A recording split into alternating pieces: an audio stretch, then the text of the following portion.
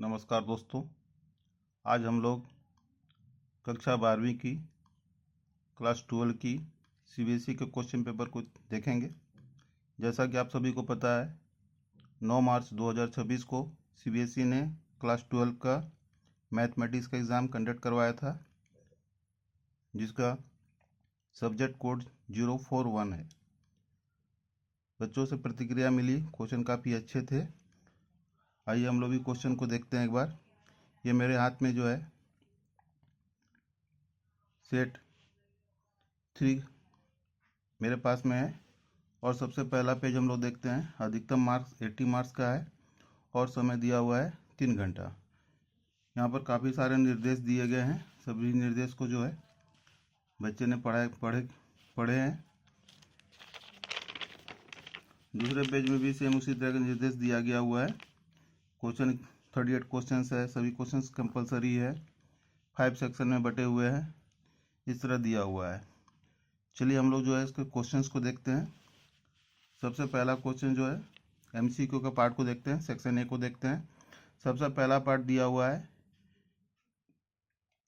If mod a vector is equal to 8, mod b vector is equal to 3 and mod a into b vector is equal to 12, then the value of mod a vector into b vector.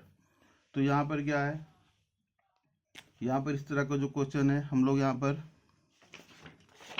हम लोग क्या करेंगे, इसका हम लोग बना लेंगे 12 square is equal plus a into B square is equal to 8 square into 3 square.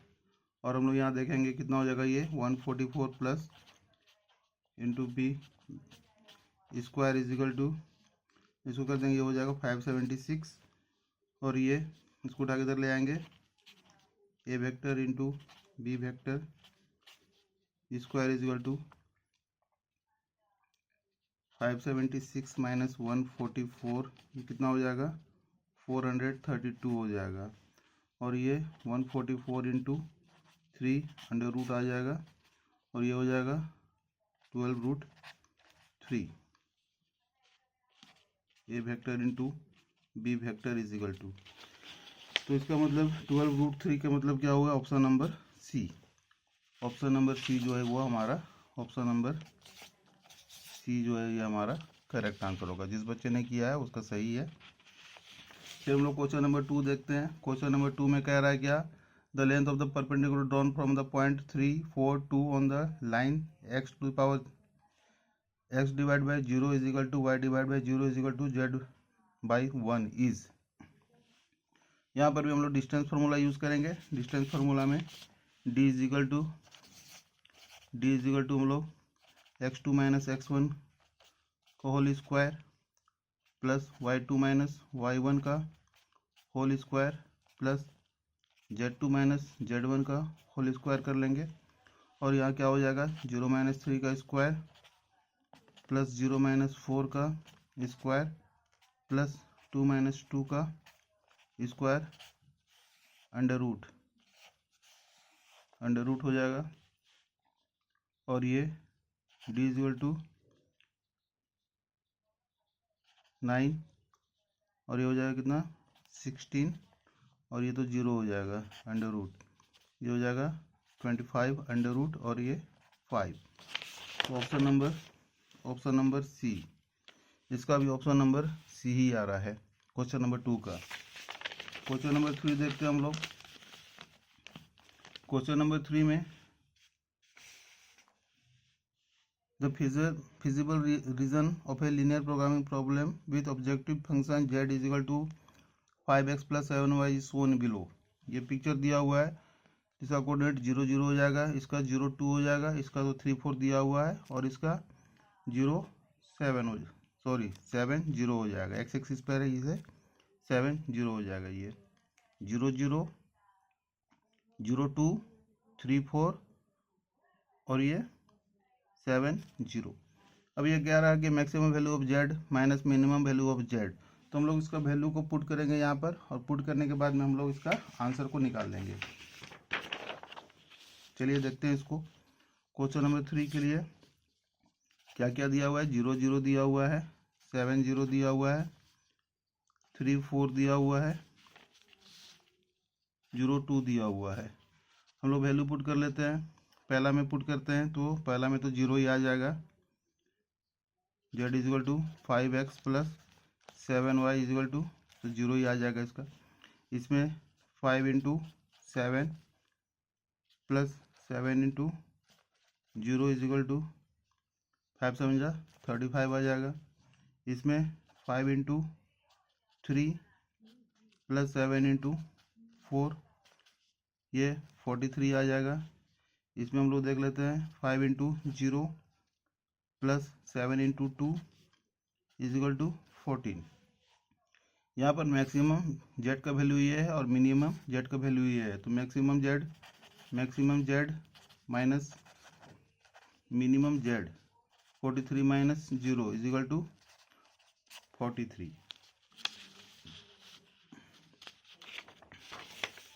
तो आइए ऑप्शन देखते हैं। ऑप्शन नंबर जो है 43 होगा इसका, ऑप्शन 43। नेक्स्ट क्वेश्चन देखते हैं हम लोग। Next question, the degree of an objective function of a linear programming problem is. ये तो कुछ भी नहीं है, ये तो हम लोग को पता है कि highest power of any variable in the function is 1, इसलिए डिग्री क्या हो जाएगा इसका 1 हो जाएगा, option number B. Question number 5 देखते हैं हम लोग। क्वेश्चन नंबर 5 में if sine inverse X plus pi is equal to Y then, यहाँ इतना सारा ऑप्शन दिया हुआ है, तो हम लोग अगर लोअर लिमिट निकालते हैं तो लोअर लिमिट क्या हो जाएगा इसका।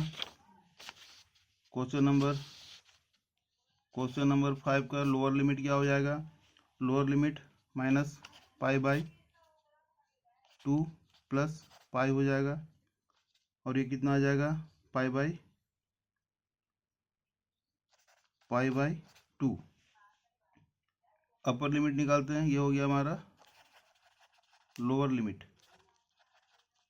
अपर लिमिट निकालते हैं, अपर लिमिट क्या हो जाएगा पाई बाई 2 प्लस पाई, ये कितना हो जाएगा 3 पाई बाई 2, ये हो गया अपर लिमिट। तो हम लोग क्या करेंगे, क्या देख रहे हैं कि y जो है इसी दोनों के बीच में ही लाइज करेगा। दैट मीन्स क्या हो जाएगा, ये pi by 2 is less than equal to Y is less than equal to 3 pi by 2। चलिए देखते हैं, ऑप्शन मिलाते हैं हम लोग। Option number C, pi by 2 less than equal to Y is less than equal to 3 pi by 2, इसका option हो जाएगा सी। चलिए क्वेश्चन नंबर 6 देखते हैं हम लोग। क्वेश्चन नंबर 6 में क्या कह रहा है, if A is equal to A I J 3 into 3 is a scalar matrix then which of the following must be true. इसमें कुछ भी नहीं है, इसमें तो सिंपल सा है, ये ऑप्शन नंबर ए इसका हो जाएगा। ठीक है, चलिए नेक्स्ट क्वेश्चन देखते हैं हम लोग। Which of the following properties is are true for two matrix of suitable orders.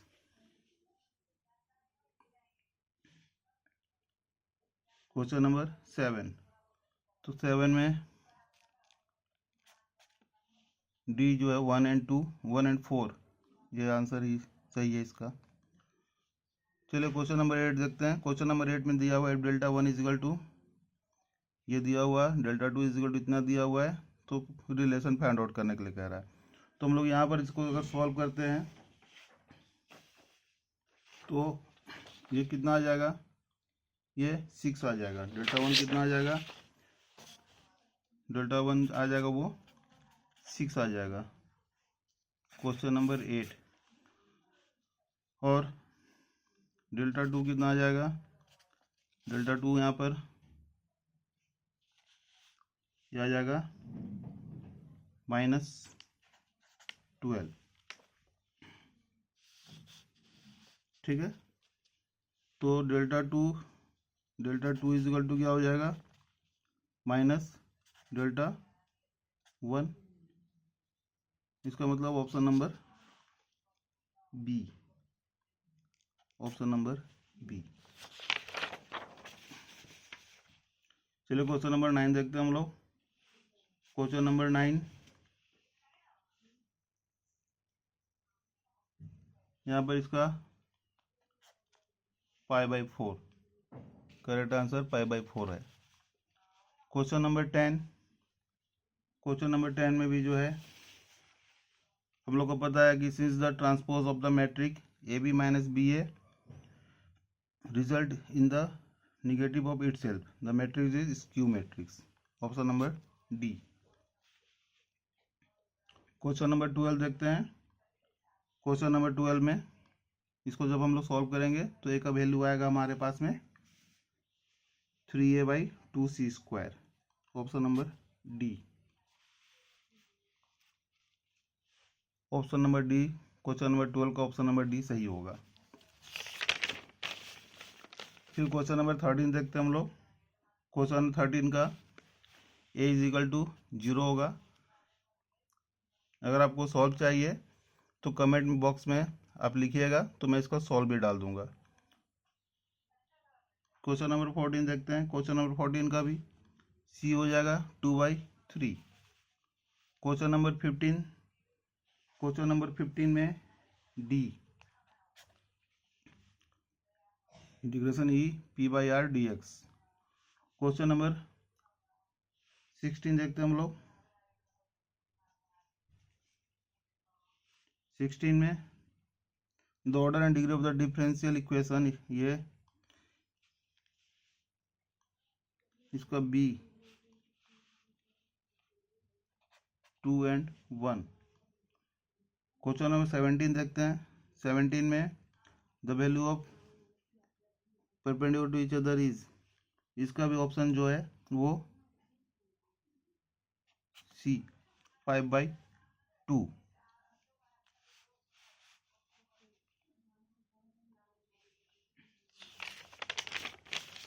Question number हम लोग 18 देखते हैं। 18 में